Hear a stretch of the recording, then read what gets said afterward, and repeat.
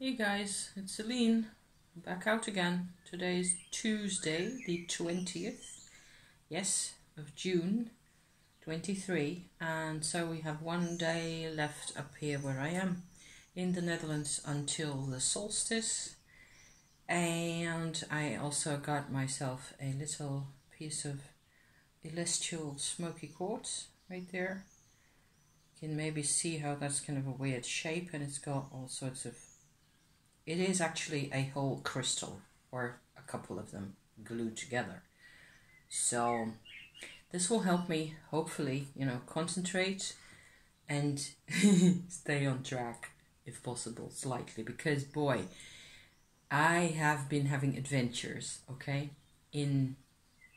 So there will also be a bird singing, because the bird is out there, and it's the mid-afternoon song kind of a phase again, where I also decide that it is my time to, try and come out and talk about things. Because where I left us last time, 10 days ago, so all last week I didn't do anything, because up to here, life, things. And before that, where I left us was with the whole demonology process, okay? So I'm still very much working on my booklet that I've shown you a couple of times. I have some additions to it by now. Larger, slightly like full page drawings that I will end up showing at some point or other, in the future. I made a Lilith demoness kind of a drawing from my own perspective, which is like a whole wonderful exercise. So there's a whole lot of wonderfulness going on here, which I just have to share. Only if I refer to my last videos and the content that I was sharing at the time and how I was doing it with my book and so on. Making the paintings and using the earth pigments and all that stuff. It's just that it's accelerated again. I don't know about you guys, but for me, my whole life has been up a couple of notches, and up a couple of notches, and up a couple of notches, again and again and again, where you go like, I don't even remember where I come from anymore, because it's just all so...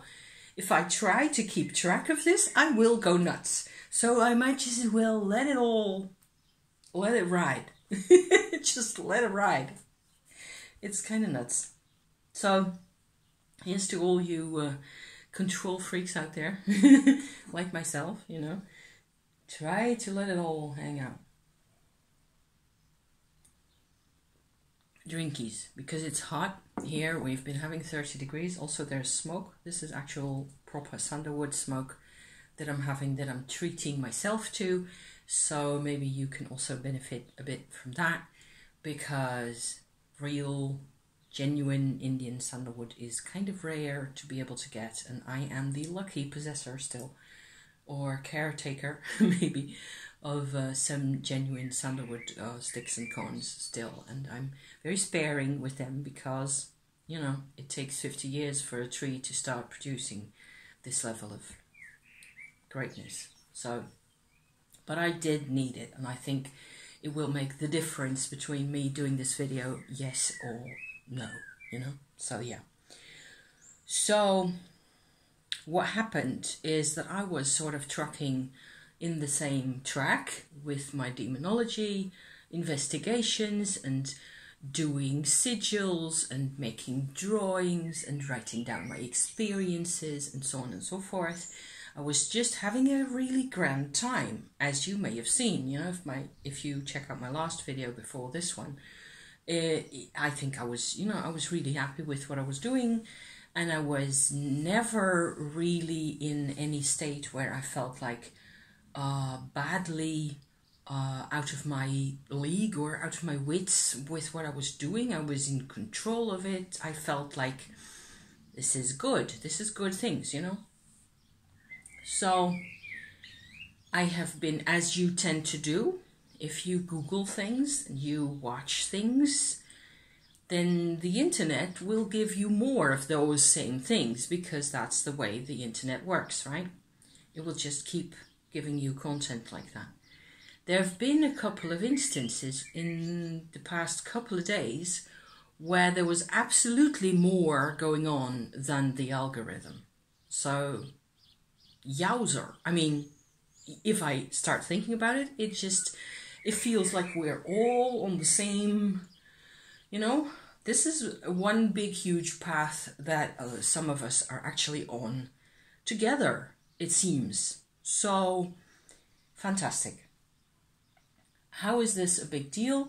I am a subscriber and long-term user, I suppose you should say, of Teal Swan's content. Recently, I haven't really been all that much into her approach, because what she does is a lot of it is trying to make sometimes esoteric or difficult content or therapeutic content as accessible as possible to as many people as possible. So if you are becoming a bit more specialized like I am, what with my Tummo and all the rest of it, then you tend to go, okay, this is a video of hers, or this is content of hers that I already know, really, or I watch it and then I go, okay, there was actually nothing in here that I need myself at this point. Other people will need this. There's lots of people who would really benefit, I think, from watching what she has to tell the world. So, no doubt about that. But why is this suddenly important again to me? She came out recently with a couple of videos, one of which was about demons, whether demons are real or not. I will link it in the description. I will link the whole kit in the description that I'm talking about, and I will also pause for a second. So, yeah, so I can take notes on my little scribbly paper here of all the things I should link in the description. Okay, because if I'm doing this, I might as well do it as well as I can. Okay, so here, this is what I got to do today. Teal Swan has a lot of her, how shall I put this, her ideas around demons, the history, the social relevance of this whole theme, is 100% aligned with how I look at it. So it's just 100%. She has, her perspective is a bit different from mine. So what you get is that she has a perspective where she looks at figures, and she explains this in her video that you might watch if you want to, from a perspective of how this applies to as many people as possible. So historically also, where the content comes from. And if I listen to that, I might even, myself, I'd love to have a discussion, about these kinds of things. Especially the more, esoteric or just background information kinds of ideas around this. Because she mentions Baal is her main, the main demon that she talks about in the main body of the video, and where that comes from, and that he has to do with ownership and with, so how this is of course hugely relevant to the planet and to people on the planet trying to, deal with each other, dealing with other humans who try to, there's this whole struggle over who owns what on the planet. This is not news to you, I hope, So she goes into that a lot. And I was thinking, sort of as a afterthought to what she was saying, that actually what motivated the sort of creation of this, if you want to call it a thought form, which I believe is what it is really, it feels to me like this whole thought form business is actually a new dimension in the mind, a non-material but very real dimension, okay, that we're trying to deal with here, that I am trying to deal with also in my own way. And so this Baal figure who is about who owns what and for how long you can, hold on to things. I was thinking that he goes back to the feeling not only of having to claim things often in the face of opposition or at the expense of others, claiming land, etc., but that it goes back to hunger, to actual physical sense of hunger. Was it Terry Pratchett who said, maybe not, that we're only 2 meals away from barbarism anyway, you know? If you let people, we're animals, our physical bodies, you know, go without meals for this amount of time, everybody go nuts. So that's not a surprise, really. So I was linking it into hunger, which she doesn't necessarily do herself. So she stays in another, her story goes in another direction. And that is how we're all, you know, slightly different in how we think about these things and what we need from these things and how we share this kind of stuff as well. So that was the first moment of where something was added on to my thought process, where I was really surprised because I've, you know, had huge benefits from Teal's teachings and her, I actually own only one of her books, The Completion Process, and it is all about the same thing. It is all about integrating shadow, dealing with darker sides of us, dealing with narcissism, with victimization, with helplessness, things like that. So it all has to do with that. Everything that I have ever done on YouTube here about, you know, talking about narcissism or about tarot spreads that are for dark inner child kinds of perspectives, it's all the same, really the same, you know, trying to be human and not have as much pain as you do. So yeah, try to get out from there. So the other thing that happened was that I think 24 hours later or so, I got a comment from somebody that I'm subscribed to, who's also subscribed to my channel, Natalie over at Sanskrit Blue, and she had done a video. I was actually commenting on her video that she had done on a death doula oracle card. She is a death doula by profession herself, and she's also a practitioner of Tibetan Buddhism. So she and I have some things in common, you know. And she, I had done a comment on her, on this video of hers, and for some reason, it was really appropriate, and I just went ahead and said, oh yeah, I remember it was like a chance remark that she did, where she just went off on a little ramble, also on demons, you know, demons presences and dealing with those and something like that. And she said it was like a really short little piece, like 2.5 sentences or so max, that she did on this. And she really went back quite quickly to the cards that she was looking at and so on. And I said, I would love to hear more from you about the whole demon diatribe, as she described it. So how, well, you know, because in her practice, she practices Chöd, which is a specifically Tibetan, probably a very old school is not the right word, classical Asian traditional by now version, I would dare to say, yes, of what is completion in Teal Swan's. It is shadow work if you follow a Carl Jung based kind of a mindset, kind of a terminology. It's called Chöd. It is where you deal with demons by basically giving them what they need. And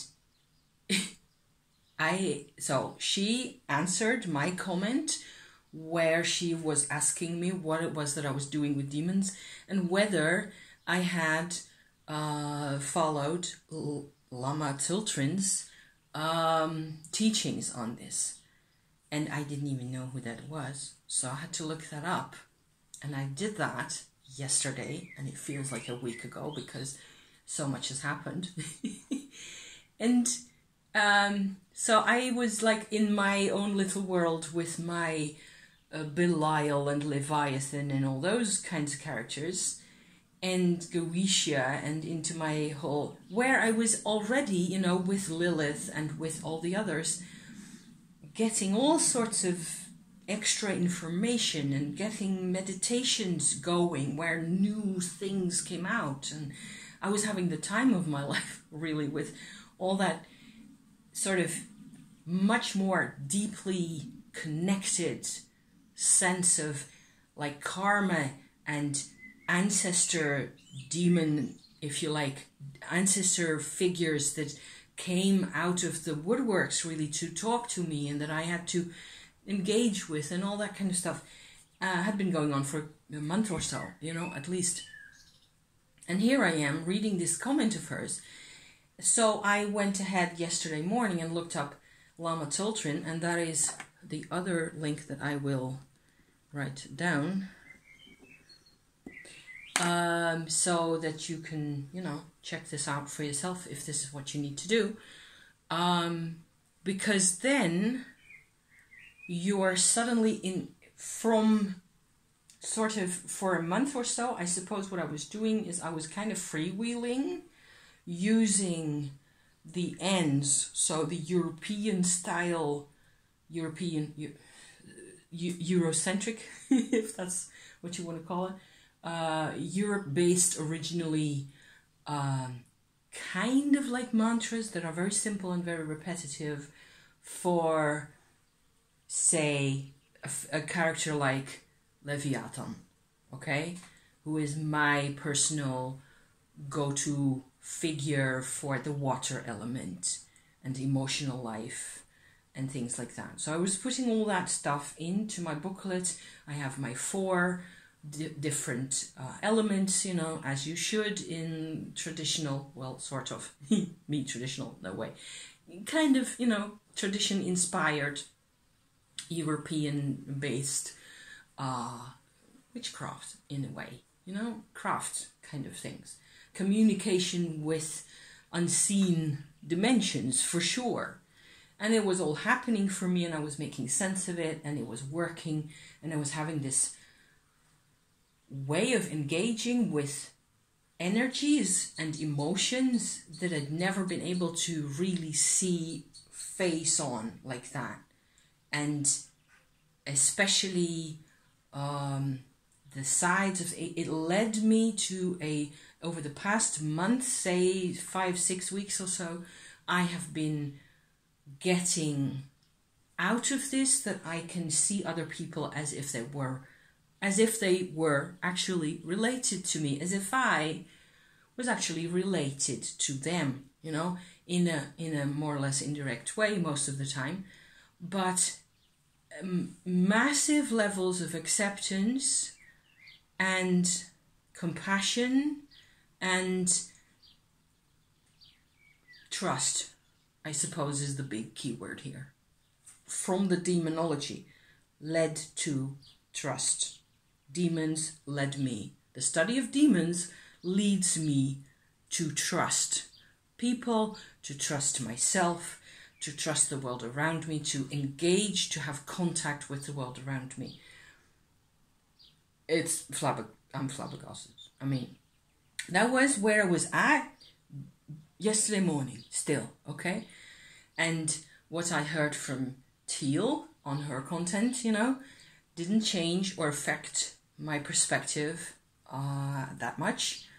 But the Lama Toltrin teaching that I will post in the description below, you know, that one is actually a 1-hour meditation session where it starts at about 20 minutes in. Before that, you just get an introduction to how you can look at these things and so on. Very useful. I would definitely watch that first and just take the time. If this is what you need to be doing, take the time, because I find it all really priceless, and you get these different kinds of perspectives, and she talks about this in a way that is really, you know, she's experienced with this kind of stuff. So I felt like I was all ears. I was really paying attention.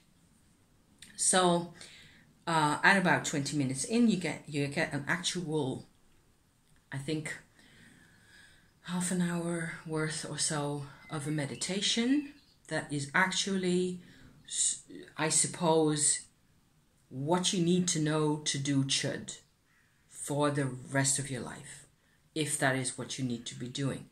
Where from the perspective I was having with my relationships, building out my sense of being, part of the human adventure, whatever that means, part of the human soup of craziness,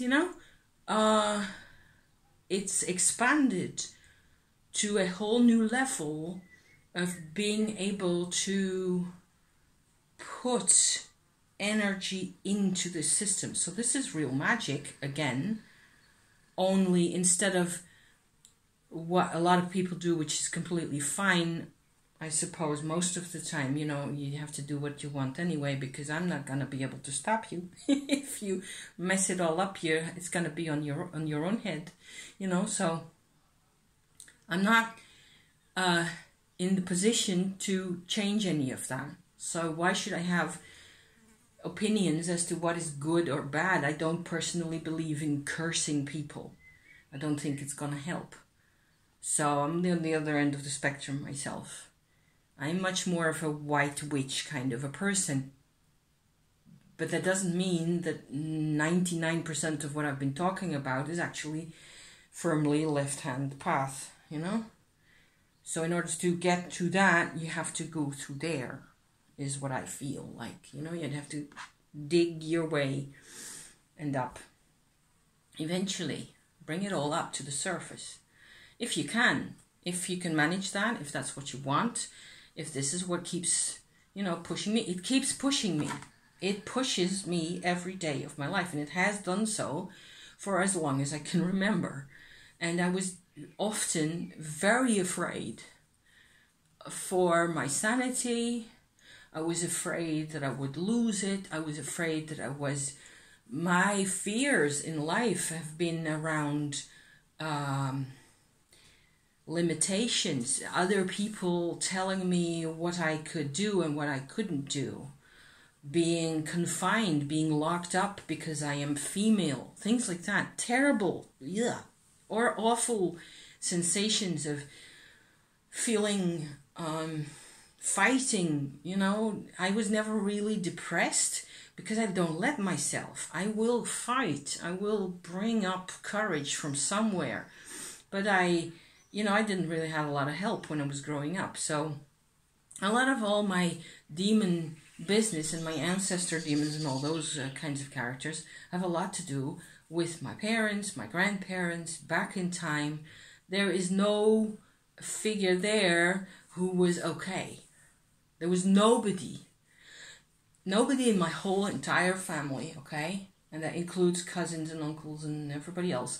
People I talk to nowadays, there's just a couple of them, they manage. They have created for themselves sort of a nook, a corner where they can do their thing. And actually it's only my female cousin, who's a couple of years younger than me, who doesn't seem affected at all, which is nearly suspicious, because everybody else is. Everybody else has got heavily, influenced behavior from trauma.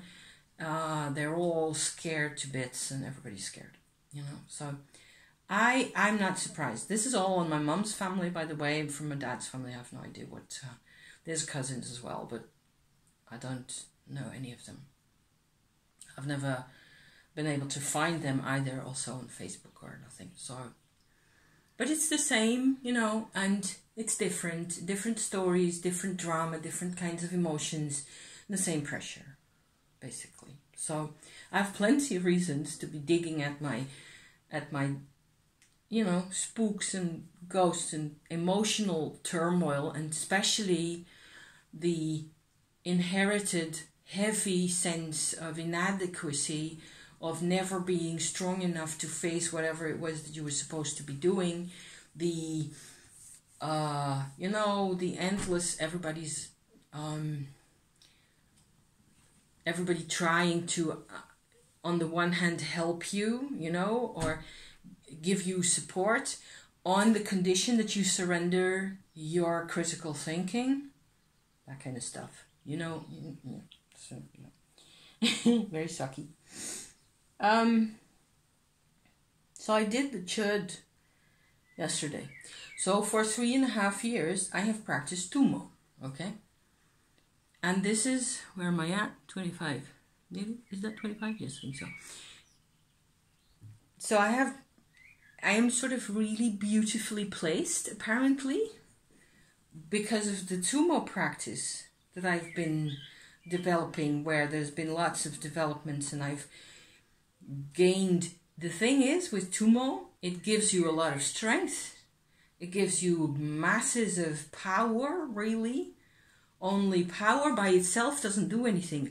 It still needs a machine, a mechanism, in order to produce a result. So I was kind of going, like, over the past 6 months or so, I've been dealing with a couple of back issues from, you know, from my family heritage and the immaterial inheritance of drama and stress and nasty, people who didn't understand each other. Basically, that's more or less in a nutshell what it was all about. People didn't understand each other and people didn't listen to each other. So here I am talking to you, okay? So you're welcome if you're still here.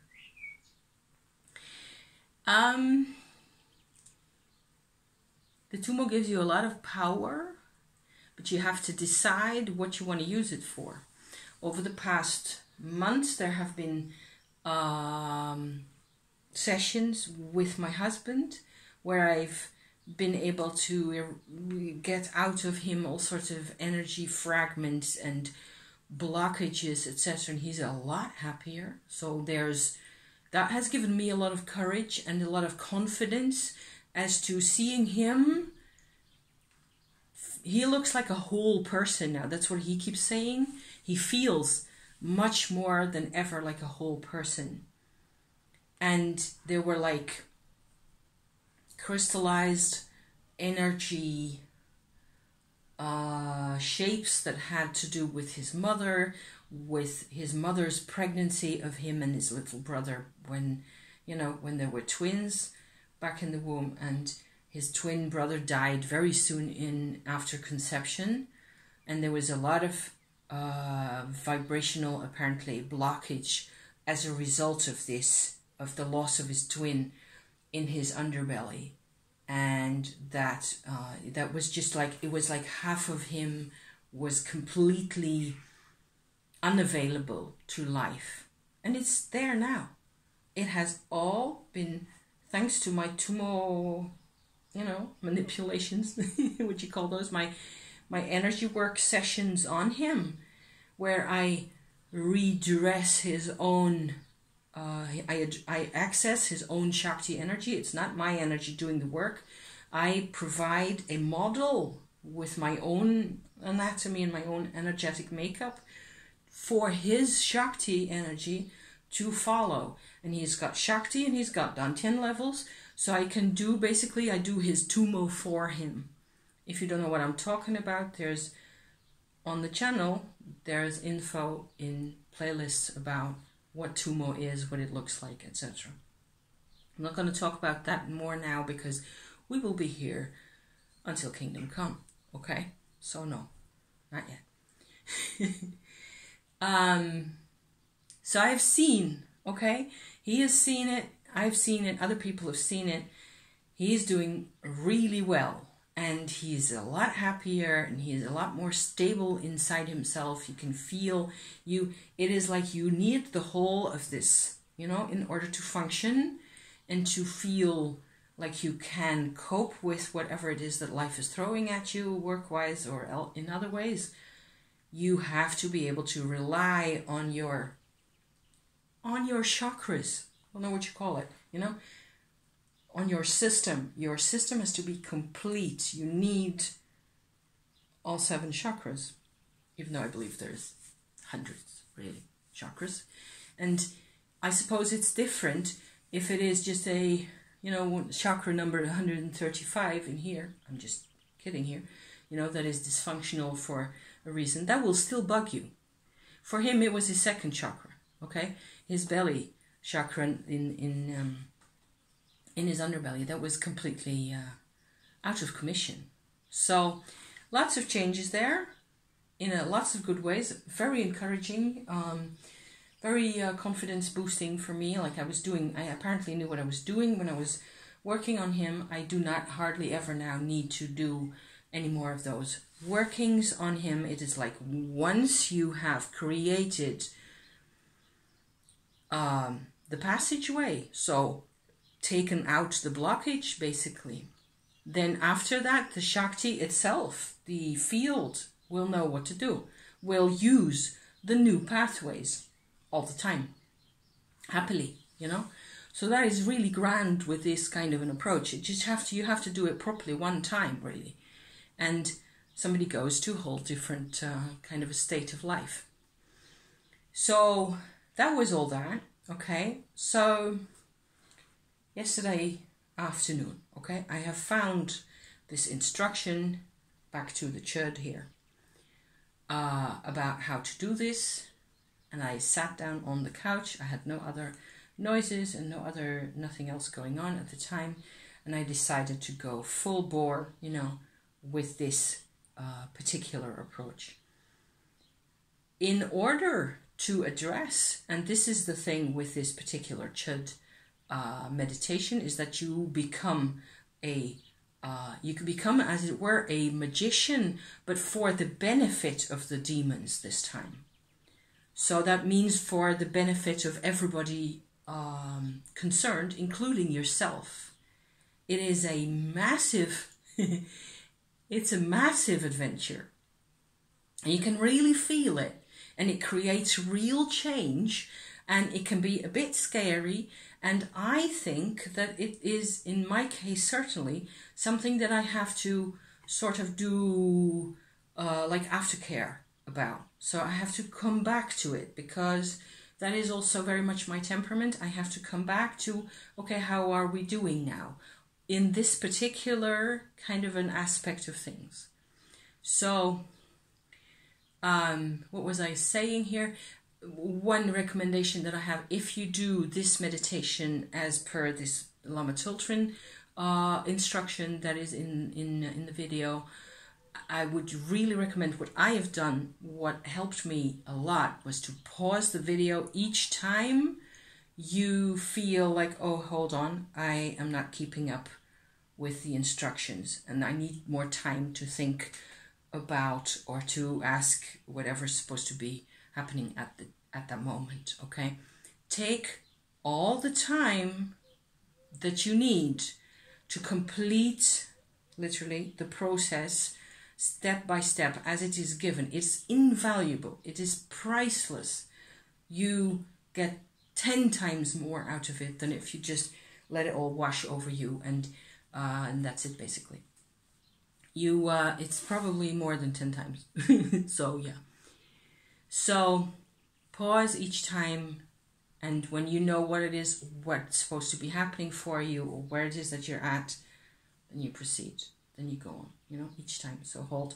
I think I paused it at least 8 or 9 times in total to make sure I was getting the right answer, because I was dealing yet again with one of my very old, probably the biggest cause of anxiety in my life, okay? My deepest sense of inadequacy becomes this, back against the wall, complete powerlessness kind of a situation. And I had been, it had been coming up again, like this much, where it used to completely overwhelm and drown me, So it's not like it is even that much of a problem anymore. It's just I don't like having this anxiety. Even if it is this much anxiety, I don't like how that feels.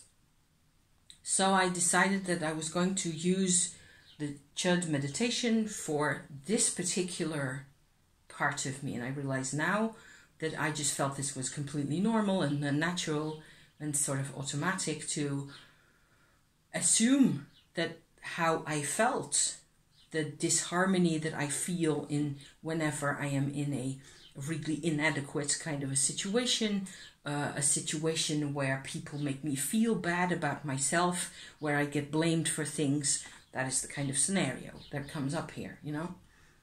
And immediately lose track of my sentence here because, yuck, you know, it's still, it's not gone. The scenario and the history will probably always be there. But I can grow through this, and I can certainly use the Chöd to redirect somehow. Funnily enough, I realize now that I'm talking to you here that this process is very obviously not even close to being completed. It is a very big process. I also realized that it was, what it feels like is that this is a process, like this particular story with my creature that came out of the woodwork here, it probably happens for a lot more people, because the vibe of being pushed into a corner and being made to feel inadequate, made to feel less, you know, made to feel inferior and so on and so forth, is just very common, right? So yeah, I saw, as I followed the instructions, I will just try to keep tracking here. I saw like a dinosaur, winged pterodactyl, you know, one of those bat-like characters with bat wings and long neck and a bird head with a long bird beak. Except instead of one head, it had 7, you know. This creature came out after 20 minutes or so of the meditation, of digging and asking the questions, and that's why you have to pause every 5 minutes, you know, to let it come out. It was utterly miserable, and I'm still kind of in shock from how explicit and clear it all was. This creature, those 7 heads, were constantly fighting each other. So it really had, as far as I can make out, a sort of an independent existence from what you see here on your screen. It was like it does live in its own space. And then the Chöd, the meditation requires you to pour, after you have accessed this creature and you've asked what it is that it needs and so on. For more info about that, I really refer you to Lama Tsultrim. You have to pour your own energy into it. So that is why it's called feeding the demons. Okay? And having Tummo makes it that much easier to access the full breadth, really, of my processed Shakti in energy as it is in my body. And to just, because it's supposed to be inexhaustible for the demon, you know, if you want something to change, there are supposed to be no conditions. There are supposed to be no limitations. Whatever it is that the demon needs, it can take from me, right? So that's what I did. And I was a literal zombie for at least an hour afterwards, where it took me half an hour to just get up off the couch, to get myself a cup of tea and to pick up my novel and sit outside again, because it's hot anyway and it's 30 degrees out here. And that is including that the bird heads, the craziness, what the bird wanted was to be whole. I had to get to the point where I understood that the bird with his 7 heads, snapping and yapping, you know, wanted to be whole. It wanted to be one individual instead of this whole constant, like come to life crystal of the inner fight of those people that I apparently inherited, you know. I hope this isn't too nasty to listen to. It was nasty, yeah. As the energy that I gave to them got absorbed, the bird heads disappeared, the beaks disappeared, the wings, everything disappeared. And where this character had been mostly female, you're supposed to think about the gender as well, it transformed into a male, large-ish,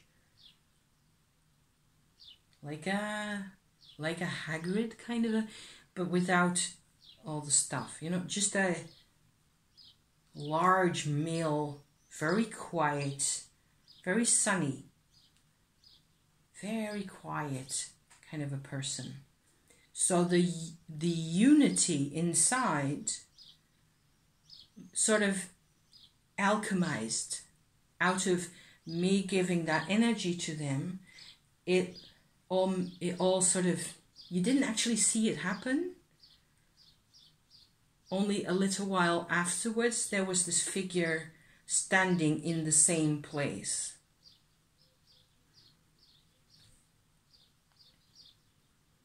And the bird heads were gone, and the whole sense of this yuckety, yuckety, yuckety, yuckety constant against each other was gone. It got absorbed. Somehow in there it got absorbed, and it happened behind a screen of light that I cannot look through. So I can't tell you what really happened. Except it very obviously did. Now, an hour or so earlier, before I started coming on here, I revisited this whole place just by myself. I also have a really wonderful guru mantra that I used afterwards also to, you know, make a little artwork again about this whole session. It's very peaceful. And I have loved this for a long time. It's also in one of my helpful playlists that I've got a whole load of, you know, on my channel. It has to do with how you can, you know, at the end, you know, sort of keep yourself together and keep yourself, get yourself back grounded, back to a sense of, you know, sense of self-care or a sense of normalcy or inner peace of some sort. This is very much an inner peace kind of a mantra, the guru mantra. So you will find that in the description as well. And as I was revisiting yesterday's, so I sat in the same place and same on the couch. I was using this mantra, and it's really quiet here, and there's just a couple of birds, and that's all. I could easily go back to the vibration. I had also spent an hour or so this morning journaling about the whole kit, which is why I am even here, because if I don't journal about this and write it all down, I have no chance of knowing what it was that I was doing.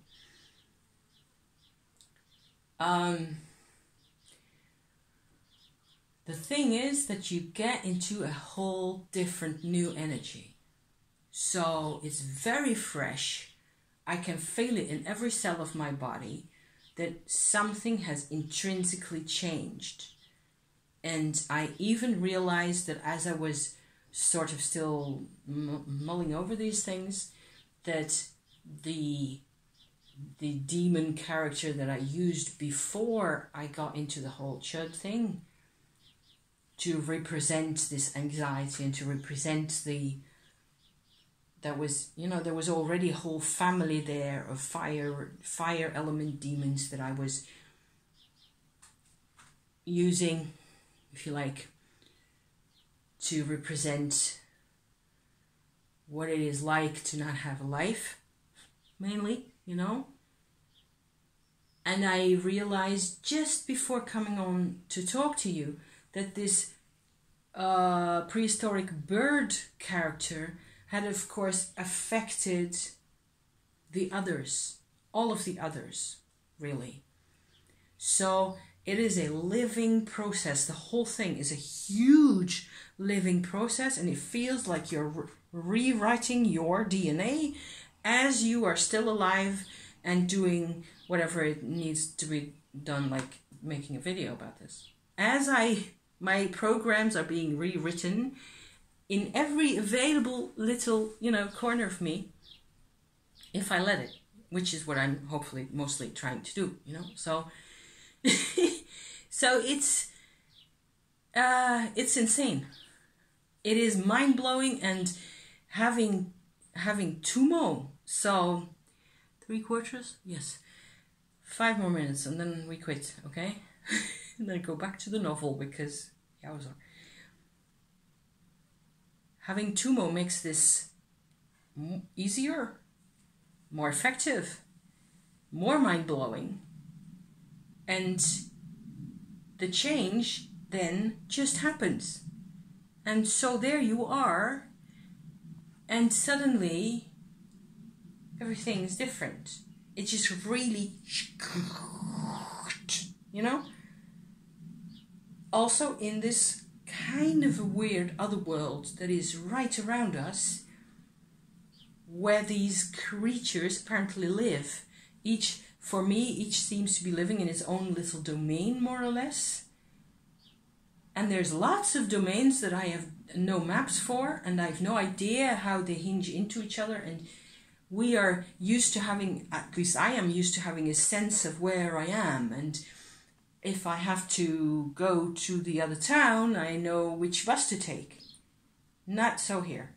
This is just, it's not random. It's got lots of its own structured, organized frames, It is organized according to its own needs, of course. So, yeah. It was a fascinating exercise that I would have missed for the world, and I will probably be recuperating from this for at least a week, where I have to each day come back to what it was looking like the day before and sort of really gently sort of crochet little moments of attention, focusedness, and general self-care, and then it will all be okay. Because I did a big thing, and then you have to do a lot of little things to make it make sense at some point. And so, yeah. Also, Uranus is sitting on my North Node in my horoscope. And my birth chart, North Node has Uranus sitting on 21 degrees in Taurus right now. So over the past couple of weeks, and it will be for a couple more weeks. So I'm kind of hoping that I'm... each time I have one of these huge upheavals, I feel like this is the big deal. Now we are finally... This is the big show. This was what it was all about. And then we are... now we can just go back to my novel. And then it turns out that is okay for 2 days, and then there's another big helping of strangeness. So, yeah.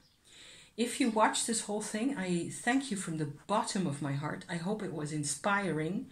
As you can see, I am very much still alive.